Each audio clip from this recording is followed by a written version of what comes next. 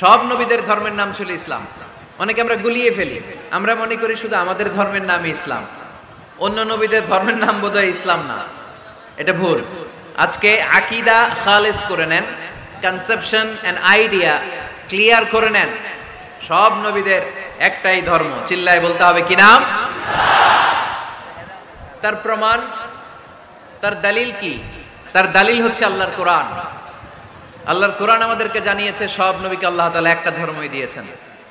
আল্লাহ বলছেন, মা কানা ইব্রাহিমু ইয়াহুদিয়ান ওয়ালা নাসরানিয়ান ওয়ালাকিন কানা হানিফান মুসলিমা। আমার খলিল ইব্রাহিম ইহুদি ছিল না, আমার নবী ইব্রাহিম নাসারা ছিল না, আমার খলিল ইব্রাহিম অন্য কোন ধর্মের ছিল না। সাইয়েদনা ইব্রাহিম ছিলেন কানা হানিফাম মুসলিমা, একনিষ্ঠ মুসলমান। কোন সুবহানাল্লাহ। সাইয়েদনা ইব্রাহিম আলাইহিস সালাম ছিলেন একনিষ্ঠ মুসলমান, কানা হানিফাম মুসলিমা। এই আয়াত প্রমাণ করে যে সাইয়েদনা ইব্রাহিম আলাইহিস সালামের ধর্মের নামও কি ছিল? আওয়াজ করে বলতে হবে, কি ছিল? পেয়ে গেছি আমরা। এরপরে সাইয়েদনা ইউসুফ আলাইহিস সালাম দোয়া করেছেন,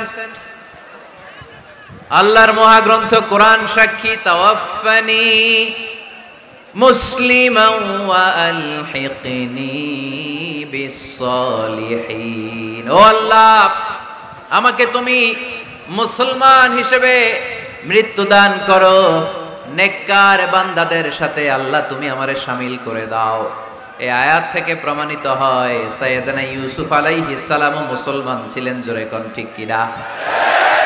সাইয়েদনা ইউসুফ নবী যদি মুসলমান না থাকতেন, উনি কি দোয়া করতেন তাওয়াফানি মুসলিমান, আল্লাহ তুমি আমারে মুসলিম করে মারো? দোয়া করতেন? করতেন। সাইয়েদনা সুলাইমান আলাইহিস সালাম বালকিসকে চিঠি লিখেছে, ইন্নাহু মিন সুলাইমান ওয়া ইন্নাহু বিসমিল্লাহির রহমানির রহিম। বালকিস, এটা সুলাইমান নবীর পক্ষ থেকে চিঠি, আল্লাহ তাআলু আলাইয়া ওয়া আতুনি মুসলিমিন। ও বালকিস, বাড়াবাড়ি করো না। ও বালকিস, খবরদারি দেখিও না, বড়ত্ব দেখিও না। ওয়া আতুনি মুসলিমিন, তুমি আমার কাছে মুসলমান হয়ে চলে এসো। সাইয়েদনা সুলাইমান আলাইহিস সালাম মুসলমান হয়ে চলে আসার দাওয়াত দিলেন। এই আয়াত প্রমাণ করে সাইয়েদনা সুলাইমান আলাইহিস সালামের ধর্মের নাম ছিল ইসলাম। ঠিক কি না? আবার সাইয়েদনা ঈসা আলাইহিস সালামের সঙ্গীদের নাম হচ্ছে আল হাওয়ারি। হাওয়ারিরা বলেছিল, সাক্ষী থেকে যাও বিআন্না মুসলিমুন, আমরাও মুসলমান।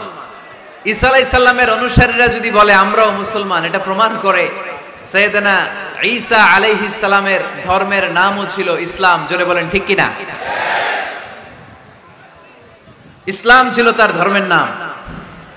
সব নবীদের ধর্মের নাম ছিল ইসলাম। সব নবীদের একটাই ধর্ম, ধর্মটার নাম সব জায়গায় মানতে রাজি আছেন? তবে ইসলাম ধর্মকে আল্লাহ তাআলা কোন নবীর কালেই, কোন নবীর সময়েই পূর্ণাঙ্গতা দান করে নাই। এই ইসলাম ধর্মের পূর্ণাঙ্গতা আল্লাহ তাআলা দান করেছে আমার পেয়ারা নবী, বিশ্ব নবী মুহাম্মদুর রাসূলুল্লাহ সাল্লাল্লাহু আলাইহি ওয়াসাল্লামের সময়কালে। বারটা ছিল জুমাবার। কি বার? আরাফার ময়দান। বিশ্ব নবী ওটের পিঠে বসে আছেন। ইন দ্য মিন টাইম আল্লাহ তাআলা একটা আয়াত নাজিল করে ইসলামকে কমপ্লিট এন্ড ইনট্যাক্ট বানিয়ে দিলেন। সুবহানাল্লাহ কইতে পারলেন না? আল-ইয়াওমা আকমালতু লাকুম দীনাকুম ওয়া আতমামতু আলাইকুম নি'মাতি ওয়া রাদিতু লাকুমুল ইসলাম দীনা। সেদিন আল্লাহ ঐতিহাসিক আয়াত নাজিল করে দিলেন, আল-ইয়াওমা আকমালতু লাকুম দীনাকুম, আজকে আমি তোমাদের দ্বীনকে, ইসলাম ধর্মকে পূর্ণাঙ্গতা দান করলাম। ওয়া আতমামতু আলাইকুম নি'মাতি, আমার নিয়ামতকে পরিপূর্ণ করে দিলাম। ওয়া রাদিতু লাকুমুল ইসলাম দীনা, আমি আল্লাহ তোমাদের জন্য ইসলাম ধর্মকে মনোনীত করে খুশি হয়ে গেলাম। আল্লাহ তাআলা ইসলামকে আমাদের ধর্ম বানিয়ে খুশি। এখন প্রশ্ন হচ্ছে, আমরা খুশি কিনা? আওয়াজ কমে গেছে এবার। ইসলামকে আমাদের ধর্ম মনোনীত করে, ইসলামকে আমাদের জীবন বিধান মনোনীত করে খুশি কে? আল্লাহ। এখন আমরা খুশি কিনা? This is the question now.